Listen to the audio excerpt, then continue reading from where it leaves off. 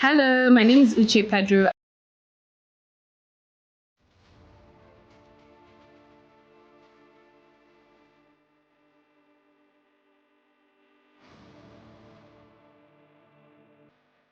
I'm the founder of Bella Niger, and I'm a champion as part of the Gender Equitable Champions project.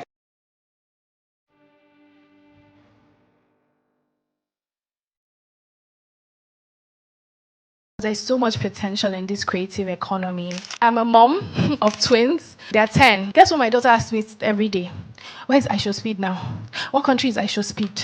I said, how did you even know I Show Speed? Uche Pedro has consistently championed women's empowerment in Nigeria, not just as a conversation, but as a movement rooted in economic power and real independence.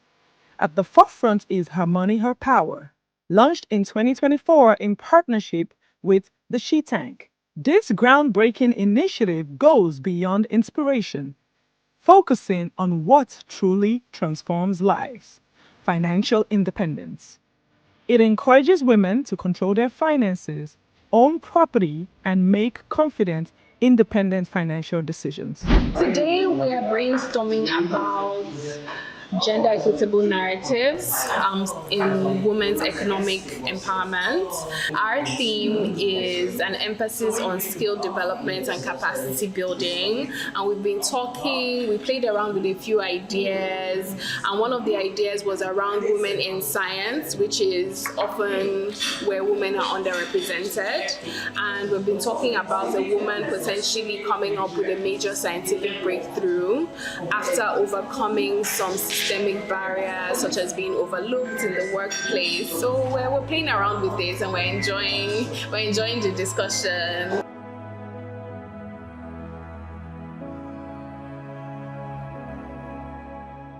McKinsey just released the Global Institute's analysis, and they were outlining 18 future arenas that could generate 29 to 48 trillion dollars in revenue. And some of these areas really cross the work that you're currently doing. So I'll mention some. As expected, AI services and software, digital advertising, streaming video, video games, robotics. These are areas that many of you touch. And I'm mentioning these things because these are areas that you can actually go deeper into.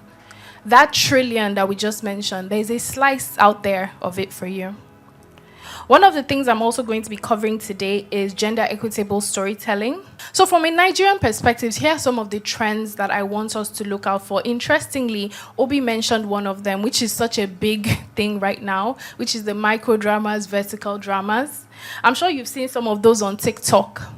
So when we say that's one of the trends, it's not saying that you have to go and do something identical if that's not your space. But it's saying, what does that tell you about the nature of content today? There is a curiosity about very short content. There's a curiosity about content that has some level of cliffhangers. People want to know what's next. So how can you adapt that in your own way, both as a brand and both on the influencer side? AI is the biggest story of the year and will be one of the biggest drivers of transformation we're going to see. So I'll now jump into gender equitable storytelling. What is gender equitable storytelling? It's basically balanced stories showing both genders in authentic ways. Once again, tying back with the values. There are some times, so let's say you're a content creator that is creating scripted content. Are all the women in your content just walking cliches? Are all the men in your content just carrying out typical tropes? Oh, daddy went to work, mommy stayed at home. Are you challenging some of these norms? It's important because we're building for the next generation. Do you know that what you're making today is history? Sometimes you see something, you're like, this was what they did in the 60s. You are creating history. You are reshaping culture. My 10-year-old is influenced by what I Show Speed is. Even if I speak English from morning to night, whatever I Show Speed does has an influence. So these things, what struck, we complain about so many things, but let's look at, what are these stories balanced? How is this man behaving in this content? How is this woman behaving in this content? Are we showing only one perspective of young women? There are so many cliches coming out about young Nigerian women. Are we just showing one perspective of them? Or are we showing nuance? So how do we ensure that characters we're building are balanced on both sides? Storytelling is such an important part of why we exist, and also the work that we do at Bella Naija. On a personal level, as a mom of a boy and a girl, it's important that they're represented and they get to see a world where who they become is not shaped in a narrow box. Instead, it is quite wide, it is quite nuanced, it's quite dynamic, and they can grow and live a full life that is not just restricted by certain societal norms. Uche is sitting here, I'll tell you, I was producing Big Brother, 2006, the first one. And I got an email from some girl, I don't know who this girl is. And she says she's in college in Canada. And she's doing a blog and she's writing about the show. I'm like, the show hasn't started. And she was telling me stuff that was happening in my production. Like, yeah, but we heard this, we heard that. I'm like, how the hell do you hear that? I didn't say it on the email reply, but I was just like, and she's like, yeah, anyway, we want to do this, we want to do that. I said, okay, let's do it this way. I'm gonna introduce you to the guys at Mnet. You talk to them, then they can give you access. And we're sitting here, it's 20 years later. You were still in university. She's built this massive brand, right? And you know, it just came from having integrity. That's what I say, I didn't know her. But the way I was approached, the way she asked, I said, please, we need the support. And of course, Mnet at the point in time is some massive behemoth up here, and she's just some student in some university with an idea. But today, I'm very sure Mnet will never drop her. You may be a baddie, but also really strict on the corporate side. You may be this and that. So how do we ensure that characters we're building are balanced on both sides? Then now let's look behind the scenes, and this is also for the brands. When you are creating campaigns or even creating events, what is the gender balance there? And I talk about gender balance, people often assume, oh, you're just advocating for women. No, it's about the two sides, the men and the women. So we're looking at it, okay, you want to do this campaign, have a gender balance, explore that, see how it can. You're making this ad, how does the ad depict women and how does the ad depict men?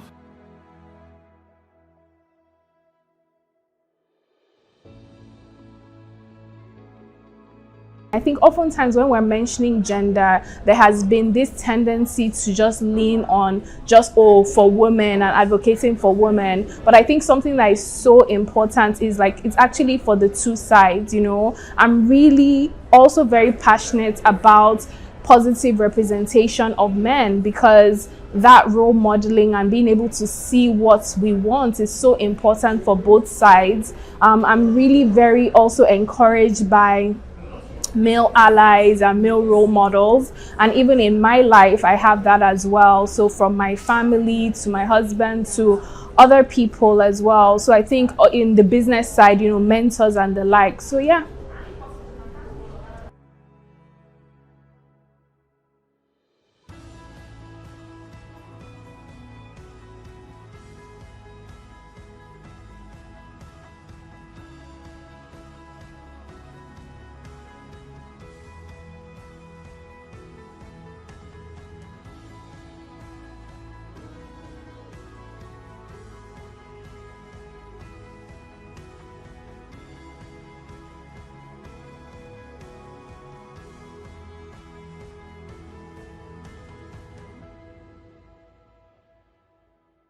Through powerful storytelling, vox pops, social media conversations, and strategic media partnerships, including collaborations with Big Brother Naija, the campaign challenges long-standing societal narrative about gender roles, money, and work. It also highlights a critical truth. Closing the gender gap isn't just good for women, it's good for men and the economy. What words would you have for creators in this room, media entrepreneurs in this room? What word do you have in terms of gender equitable storytelling in 2026 that you can share with them? Like I said earlier, I know it's important to tell stories that represent everyone to be real. Because when you're watching some of these stories or films or anything, I'm not saying you want to be able to connect, you want to see yourself in a certain character. So let's say for example, you're telling a story about, let me you're telling a story about someone who's disabled. It's a simple person. They have their wants, they have their desires, they have their aspirations. But many a times, I notice that when you tell the story, they tend to take the comical side of it. Yeah. And I think it's such a disservice to people who are disabled but who are achieving. You don't represent them at the highest level. I mean, I've seen disabled people who are they have PhDs, they have like attend the highest levels of education, and they're achieving. Well, I don't see that before. So it's important, when you're, writing your stories or whatever, just make sure you present everyone. I don't want to talk about presenting a male or presenting, because that's often the conversation. I think that let's leave that for now. Just talk about people who, the unsung heroes, who are not vastly represented properly in storytelling. That's, I don't know if that's a question. Yeah. So the final question I'll ask from the open floor is money. I like the vulnerable moments where you said, look, as a working actor at a certain time, there are some roles that you're like, this is not my first choice, so but they get paid. Even as media entrepreneurs, oftentimes you have to ask ourselves questions. Maybe there are some collaborations where like, I'm not sure about this, or even as creators, something is trending right now, but back of your mind, you're like, I'm not comfortable with this trend, but you're like, if I don't do this now, my TikTok will not grow, I need to monetize. Or even in this era of streaming. So I did a talk last week around the trends, digital trends, and live streaming is one of them. And oftentimes in live streaming, people have to do increasingly provocative things to get their attention. So now let's talk about monetization as creatives in 2026. What word do you have regarding that? So you see, when I first started doing our social media. Imagine, if you didn't have social media when she started, and she's still here.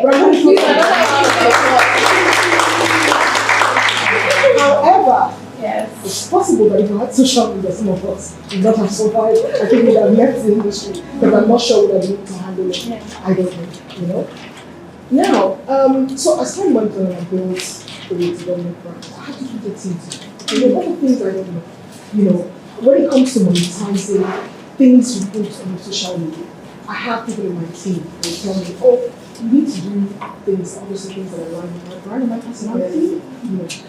These are things that can monetize through social media and things like that. So I still need to work on it to the team. If we have a conversation and I see their vision, we go ahead and accept it. However, if you're building, obviously you don't and can't afford a team for that. You owe it to yourself to study how to monetize your content on social media. Now, I understand that sometimes, you want to do, you need to earn money and everything. However, be sure that the content you're putting out there aligns with your brand and personality. Because sometimes people tend to do these things, as I've said, you have to dance and be noisy so you can make money and all that. Oh, well and good. If it works for you, it's okay. However, understand that at some point, your brand will become big. At some point, you want to rebrand. And when you want to rebrand, the content that you put out in the past, you stay on the internet forever. Can you bear the consequences? If you can, fine. But just be sure that whatever it is you're putting out there speaks to you or aligns with you, your brand, and your personality. It's very important.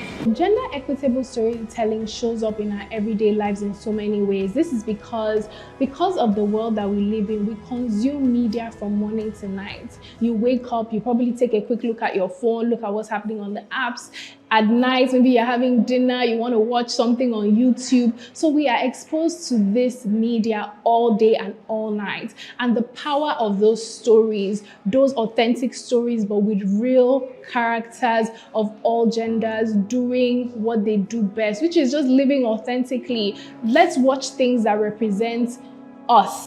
We just had a workshop with Uche Pedro from Better Niger. It was very innovative, very intriguing. We learned a lot. I learned a lot about gender equitable storytelling, about how we need to tell stories that talk about the whole human experience, that talk about people as full people, not just telling a one-sided story, but telling a three-dimensional story about humans and everything that they're all about, giving characters agency in their stories and power in their stories, which makes the stories much more interesting and much more entertaining. So for me, one of the things that I learned during this session is to be intentional about everything I do. You know, especially when it comes to storytelling. So one of the things that I actually do is impacting the girl child through storytelling. So I've had to learn a lot about different AI tools that can be used to create stories that make impact even in the society, in the community, through the content that we produce. What I've learned about gender equitable storytelling is still the same thing. It simply means that as women, we need to understand the fact that we have the potentials, we have what it takes in us to be able to use our stories to inspire both gender, irrespective of the gender. It doesn't have to be a male or female. It also means that we can also use the AI technology to be able to advance what we do, to be able to monetize, make profit, and actually have a stable and standard procedure on how we do our things.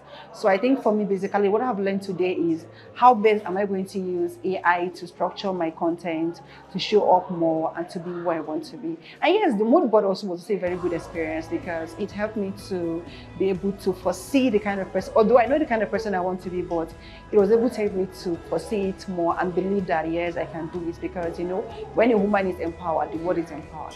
This was wholesome. I learned a lot.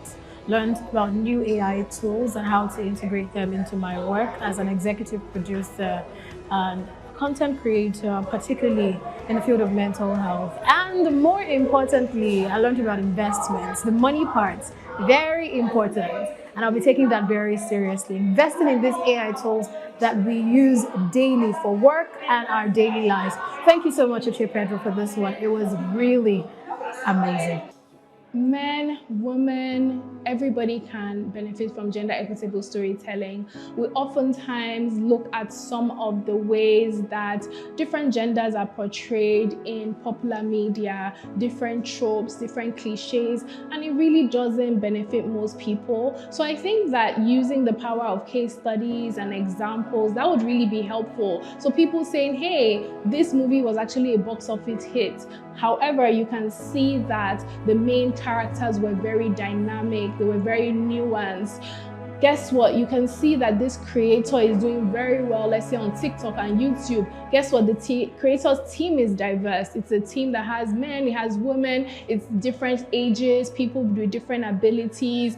That diversity really helps move things forward.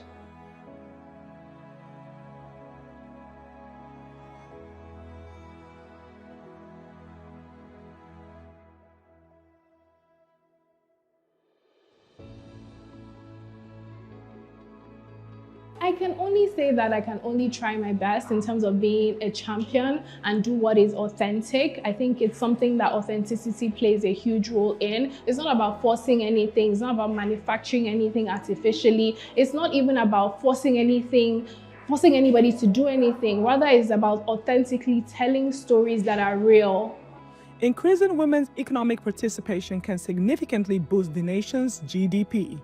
Beyond this, Bella Niger Styles' annual BNS Women's Month, under Uche Pedro's leadership, continues to spotlight women across industries, from entrepreneurs and executives to creatives and change makers. The platform celebrates leadership, health, professional growth, and entrepreneurship.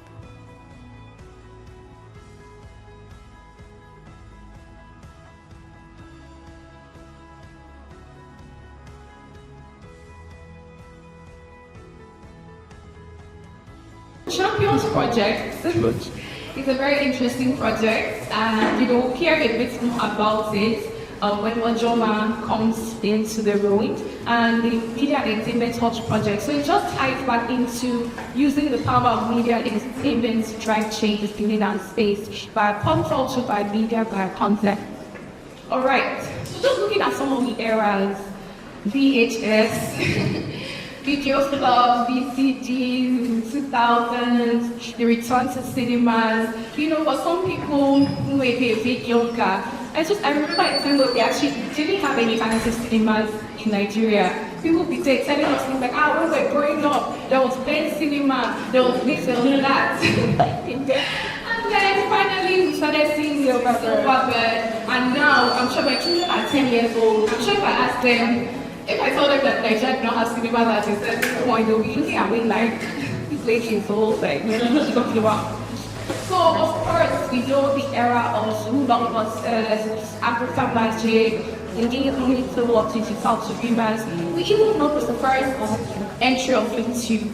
So if you remember, before Iroko TV pivoted out, remember YouTube used to have 8 pirated movies and then we had Iroko TV. So it's so interesting how we go full circle back into YouTube as a very heavy YouTube era now. Then of course now we have our digital streamers, we have our cheap businesses, and of course we have the impact of AI today. So just giving you some visuals to go back. The 1990s. I remember watching one of and I tried to put something that showed various sides, right? So if you see something like Checkmate, you see a very powerful woman being depicted. If you see something like Parashika, you see a woman being that witchly, scary girl. So it will show that in that era, we actually saw 2 sides. If somebody watching could see a woman as a boss, or could also see a woman as maybe a wicked mother-in-law or a wicked witch. So it was interesting that we actually saw the 2 sides on the point. Then we now have to talk about the men. How are the men showing? You know what? Maybe I'll dive into the audience now. So in this era, how do you feel like men were depicted? I'll ask a man, basketball. It's more like a trend. It was trendy that most people would go with. Like there was a time when it was Kalashika. Most of the films that were coming out at that time, all around the same name. Kalashika, names that we don't know what to mean. So it depends on the year, the age. But men used to portray that wanting to find wealth or, just, There is cross-sectional unexpected collaboration. Let me be transparent. From the area that we sit at Nigeria, we literally sometimes can watch hundreds of videos in a day. It can be tiring. That element of being unexpected just sparks something different. So for example, in the US, this Marty Supreme promotional tour with Timothy Chalamet, it's been chaotic, but amazing. A few years ago, the Barbie campaign. Sometimes you can actually look at these campaigns and say, that was unexpected. Barbie mixing with this, Marty Supreme mixing with this. How does that go hand in hand? Sometimes that disruption is very important for attention grabbing in an era where people's attention spans are so minute. I know for sure that when there is life, there is hope. And I choose optimism. I choose to believe that the future is going to be brighter for Africa. I choose to believe that because we've had several decades of women and girls really struggling, I believe that it's going to get better.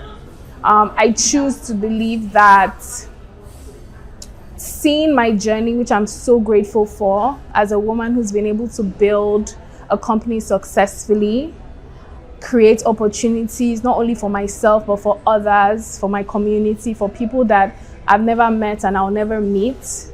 I know that I'm not one of one. I'm one of millions. And there are going to be other girls and other women who are going to do fantastic work. And I'll end by saying that I really love when women have money, because not only are we able to live our best lives, but everybody around us is able to do so as well. I know for sure that that's what the future is going to look like. For reshaping African digital media and elevating diverse voices, Uche Pedro is our champion.